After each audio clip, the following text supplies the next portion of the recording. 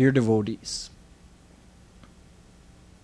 this week we're going to continue looking at the leelas of Shree Krishna as described in Srimad Bhagwat Mahapuran. These leelas are very special, very valuable. Developing a liking for the leelas of Radha and Krishna is the goal of all spiritual practices. It's the essence of everything.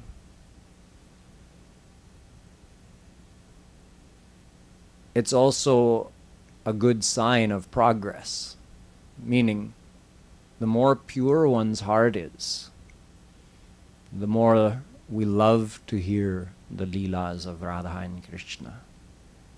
And when we do hear them or think about them or read them, we feel the effect of those leelas in our heart. There's a power in them. Feeling that is a sign that we've made some progress on the devotional path. It means we're starting to taste a little bit of the ras that is impregnated in those leelas. Those leelas are blissful. We experience them to the extent that our heart and mind are joined with Shri Krishna. To the extent of our surrender, we can experience the ras in those leelas. In the beginning, we need to understand intellectually what is the importance of the leelas. Eventually, we'll start to experience their importance for ourselves. You see, the leelas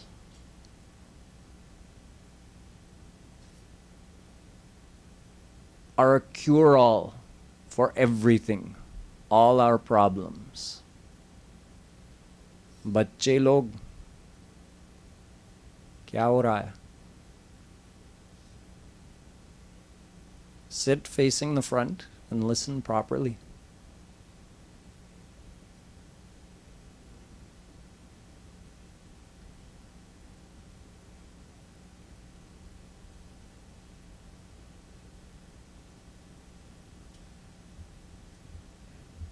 We all know that we suffer from many ailments in this world. You can call it personality problems. We all have them. You can call it ailments of the mind. We're all familiar with them. Anger, jealousy, fear, dishonesty, kapat, chal, desire. All of these things, they both torment us and they lead to us doing wrong things and saying wrong things. Everybody suffers from these ailments and everybody wishes to overcome them because they cause us a lot of problems in our life. And there are many upai, there are many means of addressing these problems. Tulsidas ji says, Bheshaj puniko tina kariya rujana jahi hariyan. These problems will never fully go away until someone develops bhakti in their heart. You can say that the cure for all of our mental problems and all of our suffering is already lying within our heart as the seed of bhakti, the seed of love for Radha Krishna. It's in everybody's heart. Because you are a divine soul and you're related to Radha Krishna and they're within you. You're not separate from them or apart from them, but you don't feel that connection with them. because of the pollution of the heart.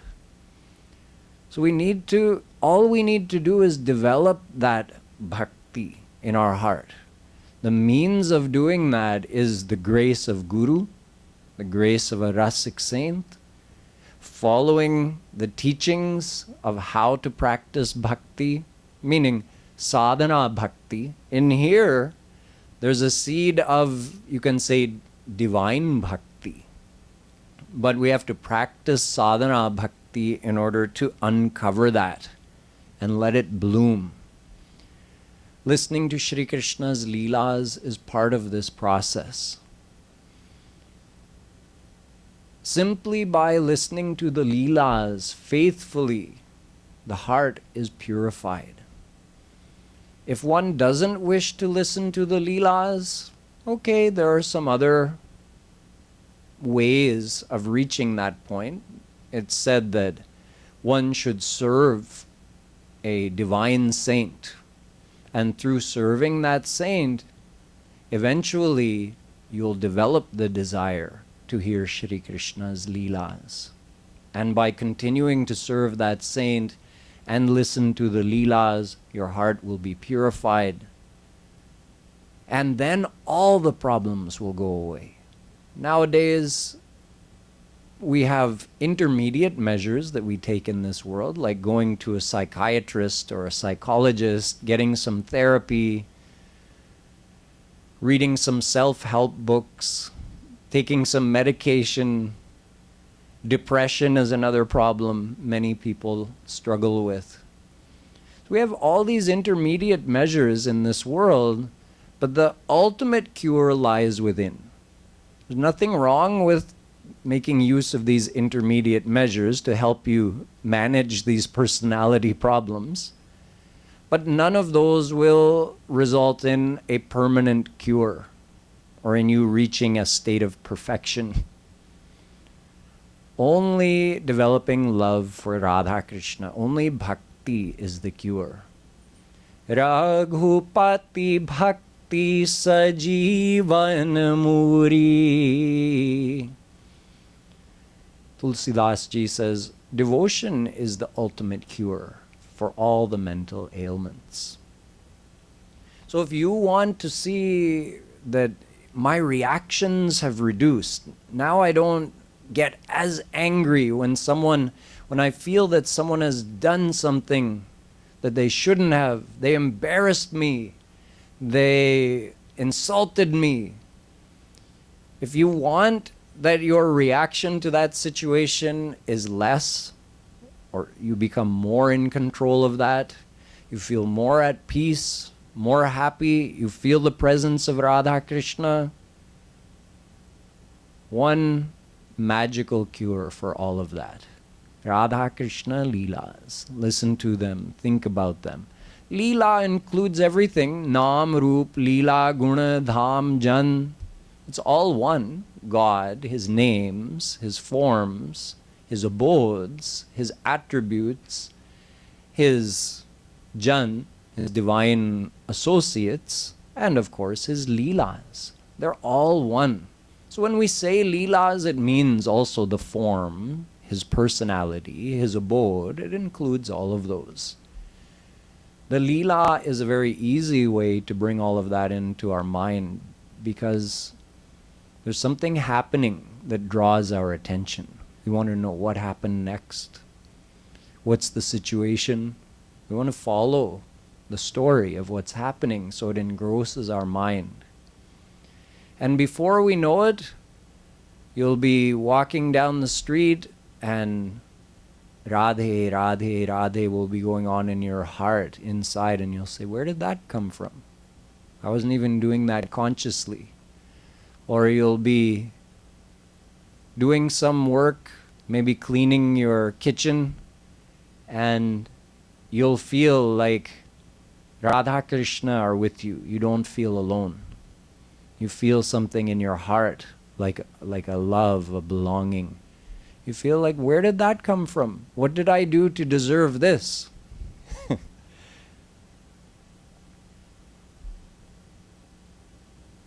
The truth is, we get a lot more than what we put in. हम लोग जितना करते हैं ना, जितनी साधना करते हैं, उससे बहुत अधिक मिलता है। गुरु की कृपा से, भगवान की कृपा से हमको बहुत ज़्यादा मिलता है। थोड़ी सी साधना करने से बहुत ज़्यादा कृपा मिलती है। So a little bit of effort from us, constant effort, regular effort, even a small amount, results in slowly but surely our antahkaran becoming more and more pervaded with the grace of Radha Krishna, their leelas, their names, just going on in our heart and in our mind all the time. This purifies us. Our mind and our body purifies us inside and outside, and makes, to put it simply, it makes your life better. If your mind is clean, if your heart is happy, life is good. Then you can deal with what happens in your life. So this is truly a cure-all. It's the divine magic potion for all of our problems. It's up to us to imbibe these leelas into our heart and mind, and gradually we can feel the effect of them. Today I'm going to continue where I had left off before, when we were discussing Ras Panchadhyay and the Maharas Leela of Radha and Krishna. At that time, Shri Krishna was 8 years old. The next Leela that is told is something that happened on Shivratri. On Shivratri, Nanda Baba, Shri Krishna's father, and all the gopis, they decided they were going to go to Ambika Ban and worship Bhagwan Shivji and Ambika, Parvati. So they loaded up all their bail gadi, all their bullock carts, with all the samagri they would need for doing puja. They invited everybody, and they all joyously went off towards Ambika Ban for doing Shivji's puja.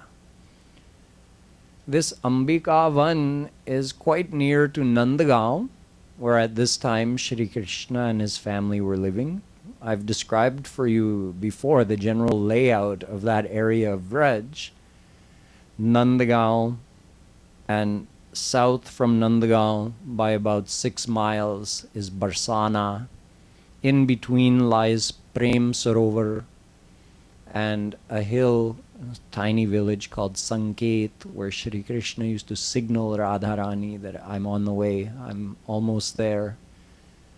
Further south from Barsana is Govardhan Hill, Kusum Sarovar, Radha Kund, etc. So in that area near Nandagaon, there is a forest called Ambika Ban. Ambika is, of course, a name of Parvati, a name of Durga.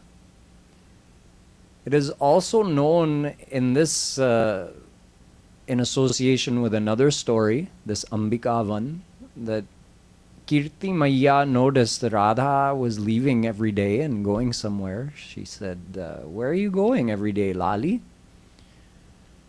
Lali said, I go to Ambika Ban, because it's near Nandagaon. She used to go there and meet Shri Krishna. Oh, mother, I go to Ambika Ban.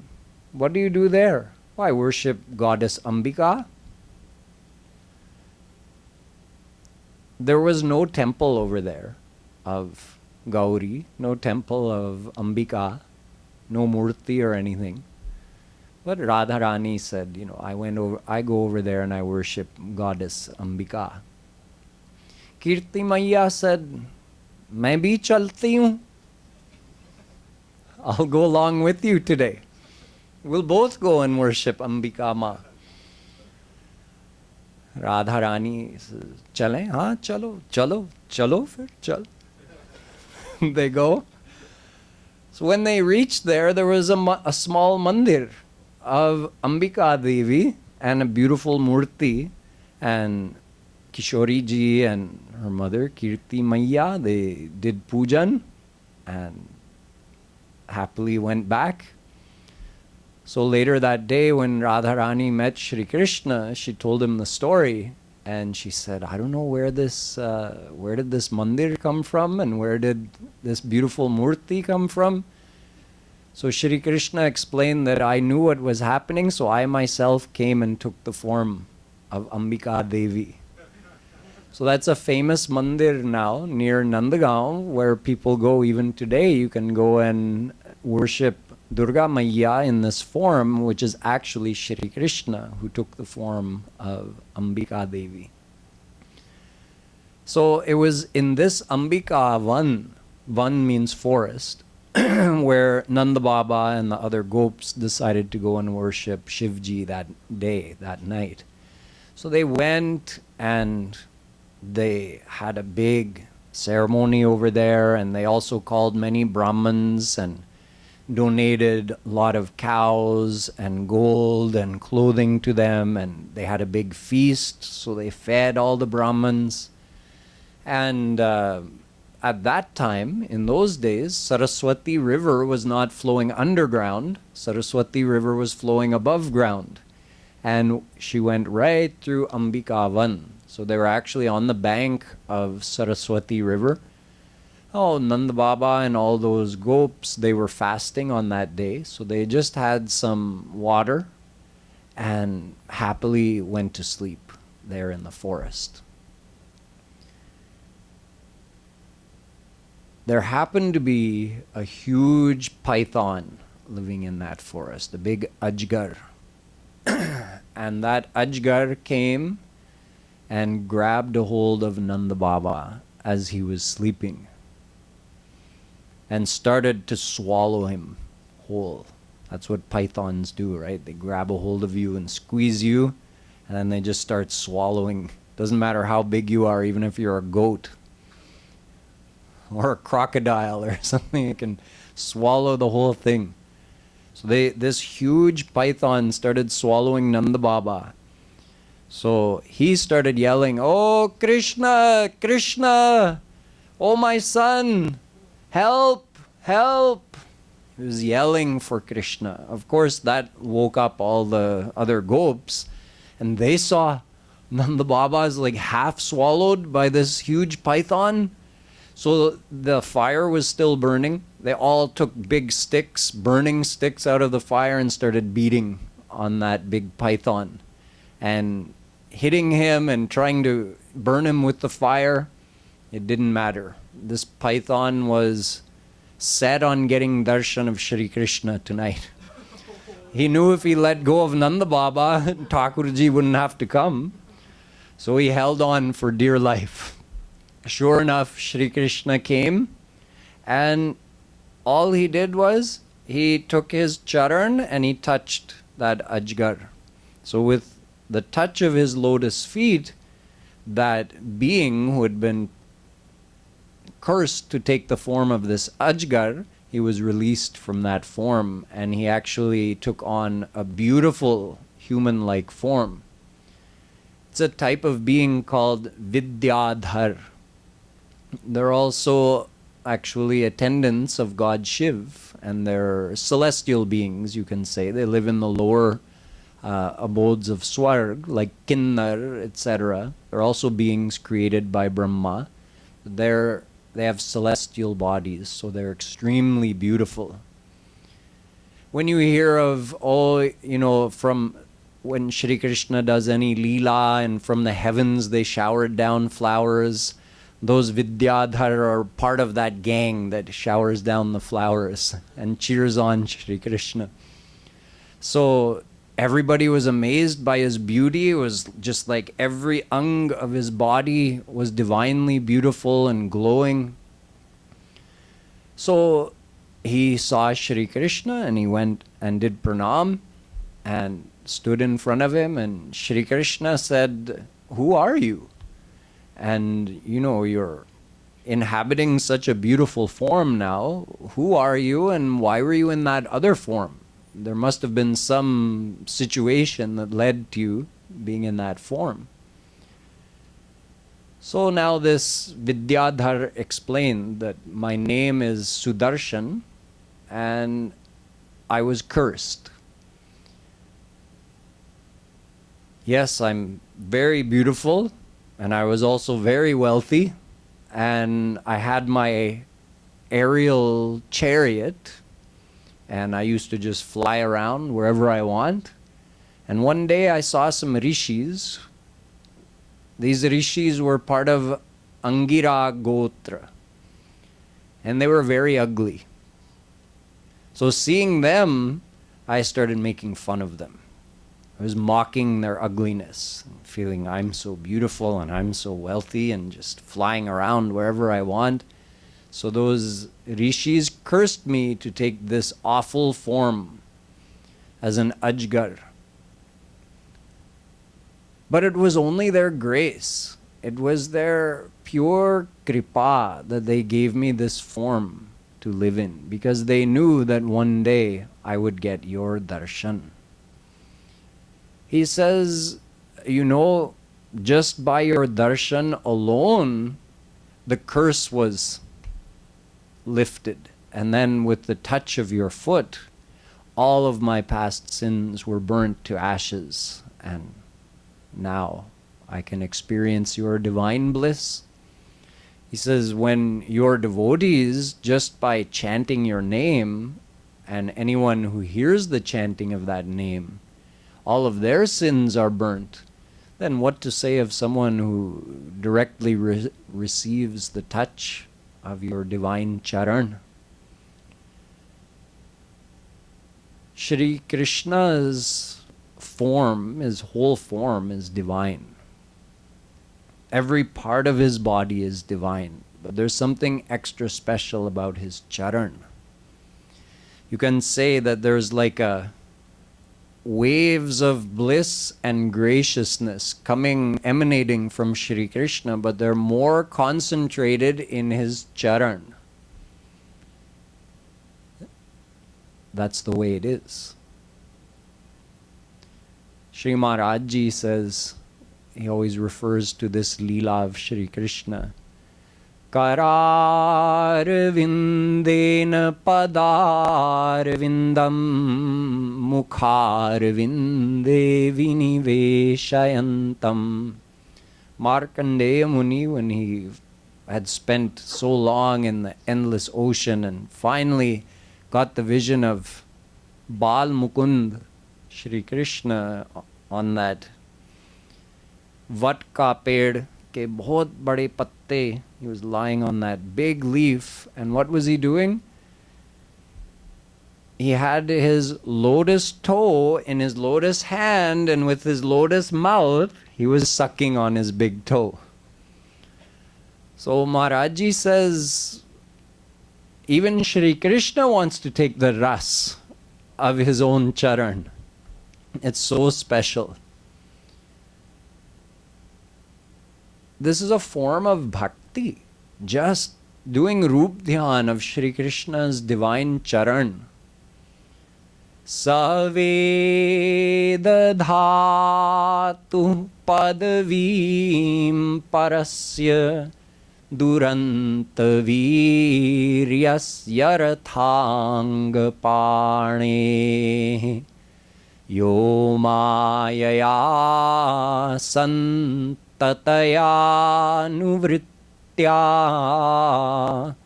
bhajet tatpada sarojagandham.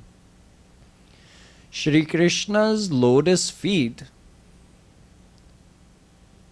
pad saroj. Saroj means lotus, pad means his feet. The one who is dedicated to those lotus feet, Pada Saroja Gandham, they even have a divine fragrance, greater than a lotus, greater than any fragrance of this world. So the one who is Amayaya, without worldly desires, santatayānuvrittya bhajet, who engrosses his mind all the time in thinking of Sri Krishna's lotus feet, saved dhatu. He knows Sri Krishna in reality. Nayam atma pravachanena labhyo na medhaya na bahuna shrutena yame vaisha vrunute tena labhyastasyaisha atma vivrunute tanugvam swam. Kathopanishad says that God can't be known through any kind of intellectual practice, study, listen to lectures, debate about it. None of this will result in you knowing God, because God is unlimited. The only thing we can do is measure the extent of our intellect. We can't measure the extent of God. If you're on a body of water and that body of water has no bottom, its depth is unfathomable. And you go out in a boat and you have a stick that's maybe a yardstick, a meter stick. So you put that in the water. Are you measuring the depth of the water? No. You can hold it up and say, look everybody, the ocean is this deep. लेकिन आप समुद्र की गहराई नहीं बता रहे हैं, आप अपने जो मीटर स्टिक है उसकी लंबाई बता रहे हैं. So we try to say God is like this, God is like that. We can only tell as far as the extent of our intellect.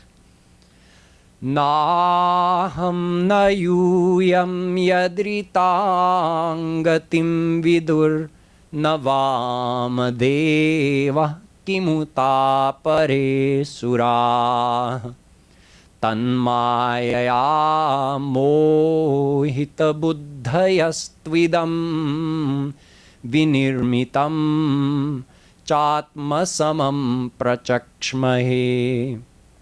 Brahma is saying to Naradji, Narad, I can't know the extent of Sri Krishna. You can't know the extent of Sri Krishna. Shivji can't know the extent of Sri Krishna. Vidurji can't know the extent of Sri Krishna. Sanakadik Parmahans can't know the extent of Sri Krishna.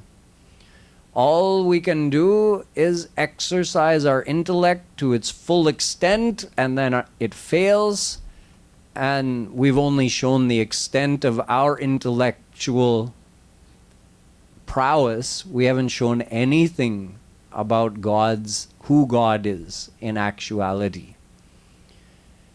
In other words, it's impossible to know God. Koi bhi Bhagwan ko jaan nahi sakta. Brahma bhi, Narad ji bhi. लेकिन यदि हम लोग भक्ति के द्वारा अपने मन को समर्पित कर देते हैं, तब हम जान सकते हैं, उनकी कृपा से हम जान सकते हैं. So if we surrender to Sri Krishna's lotus feet, if we worship his lotus feet, then through his grace, he will make himself known to us. Shravanam kirtanam Vishnu smaranam padasevanam archanam vandanam dasyam sakhyam nivedanam. Bhagwatam tells that one of the ways of worshipping Sri Krishna is padasevanam. We don't have him sakshat in front of us right now, so we have to serve him. Padasevanam means serving his lotus feet. If we don't have him right here physically where we can touch him and see him, how will we serve his lotus feet? Through Rup Dhyan. When we close our eyes and we see Sri Krishna, we can give him a massage. We can press his lotus feet. We can do charan sparsh, just lightly touch. We can wash his lotus feet in some nice warm scented water, and we can drink that charanamrit afterwards. The water we have here, everyone calls it charanamrit, right? You go to the mandir and the water that's available there, the holy water, everybody, sabhi bolte hain, ye charanamrit hai. But do we ever think, what is charan amrit? The nectar of Shree Krishna's, of Guruji's lotus feet. That's charanamrit. So we should think, if we take that water, that this is water that has washed Shree Krishna's feet, Radharani's feet, and then even a drop of that you get in, we always have a little spoon, right? You get in the little spoon and take it. That's charanamrit. So we can worship Shri Krishna through Roop Dhyan, just thinking of his lotus feet. Then we get the same effect. We can get the exact same effect that Sudarshan got. Sudarshan ji had Shri Krishna come directly to him and touch him with his lotus feet. We can touch Shri Krishna's feet in our mind. And when that happens for real, 100%, then Shri Krishna will come to us. All of our sins will also be burnt when our mind makes contact with his lotus feet. So Sudarshan explained who he was and what his story was to Shri Krishna, and took his agya, asked for permission to go back to his celestial abode, and did parikrama of Shri Krishna, did pranam, and left. So now all the Brajwasis who had witnessed this, they were amazed by the whole event that happened that night, and they happily then finished their Shiv Pujan and packed up, and singing about Shri Krishna's leelas and gunas, they made their way back towards Nandagaon. Sometime after that, it happened that Shri Krishna and Balram, in the late afternoon or early evening, were with the gopis. There are all different kinds of leelas. In some of them, Shri Krishna is with all the Brajwasis, like when he was with Nanda Baba and all the gopis. Sometimes he's just with the gopis. This Madhurya Bhav Leela with the gopis is very sweet. It was, as I said, late afternoon, early evening. They're out in a beautiful forest, woodland, and they're just all enjoying Shri Krishna's divine association, his company. So as it starts to get a little dark, the stars start coming out, the moon rises and it's shining brightly in the sky. Gopis during this time, they're all singing. They're so joyous being around Krishna and Balaram. They're just singing about Krishna's divine attributes. So the whole air is full of their singing. And night falls, the moon comes out. There are still bumblebees buzzing around here and there that are intoxicated with the fragrance of the night blooming jasmine, bela. So the whole night is also, the whole atmosphere is permeated by this fragrance of jasmine, and the bumblebees are kind of bumbling around intoxicated with this fragrance. And the breeze is also carrying the fragrance of those lotus flowers on the nearby ponds that also happen to bloom at night. In this beautiful atmosphere, Krishna and Balaram also start to sing. So now gopis are singing the main melody, and Krishna and Balaram start doing alap. They start adding very fancy flowing notes going up and coming down, and they're singing in complete synchronicity. Krishna and Balaram are singing exactly together. So gopis are singing the main melody, and Krishna and Balaram are singing all kinds of fancy alankar. It was such a sound, the sound of their voice, the sound of this singing, that filled the minds and ears of all living beings who heard it with anand. So the gopis were also so overcome with joy hearing this that they lost their body consciousness. So they didn't even notice if like their chunari fell off or the braid came undone and all the flowers were coming out of her hair. They were completely oblivious to all of this.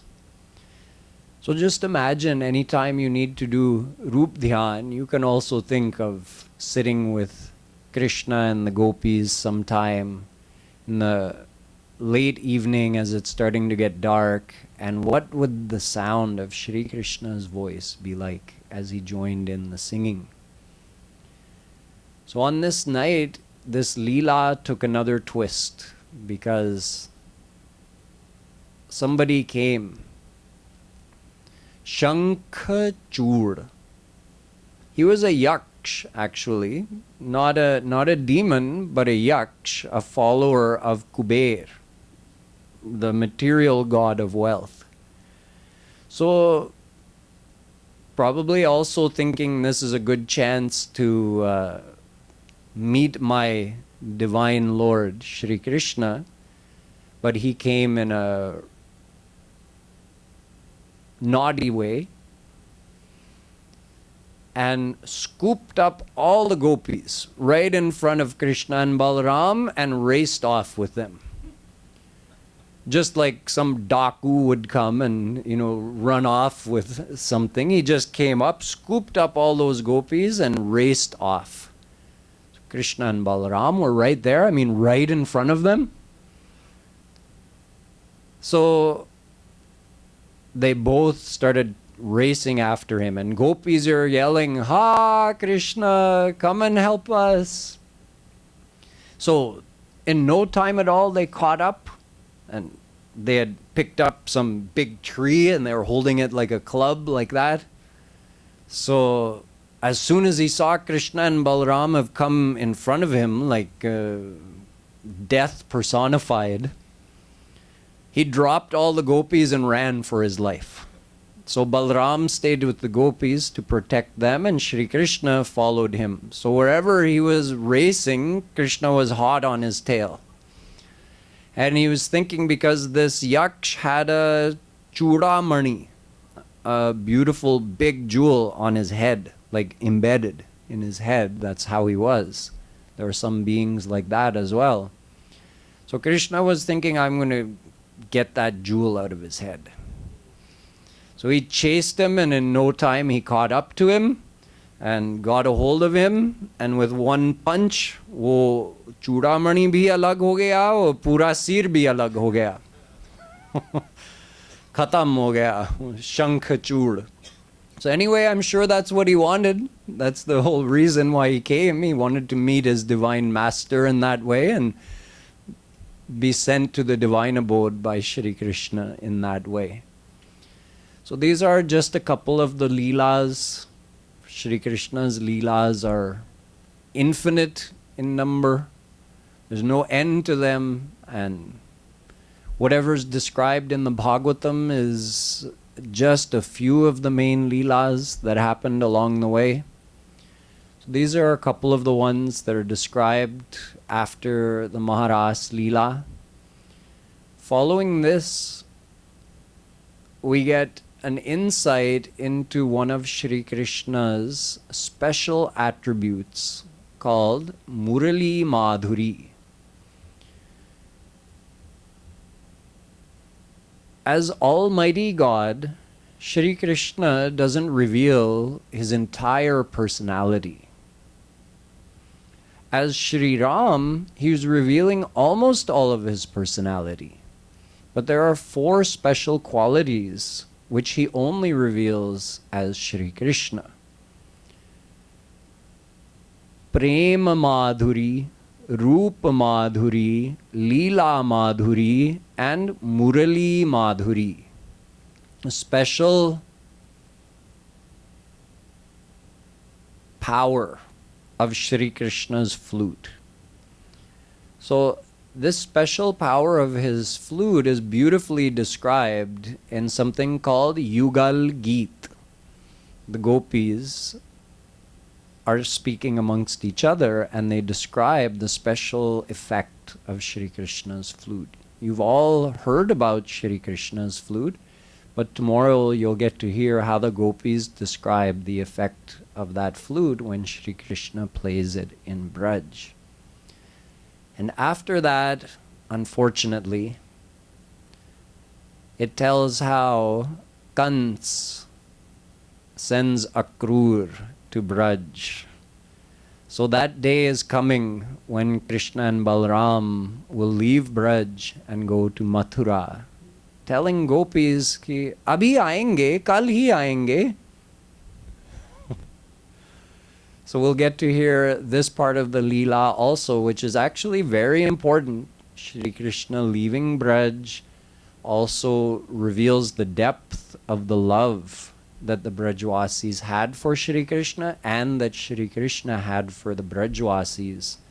It also led to the Uddhav leela, when Uddhav was sent, and the greatest jnani of that time was schooled by the gopis, and he realized the smallness of his knowledge. So all these leelas are coming up, and many more.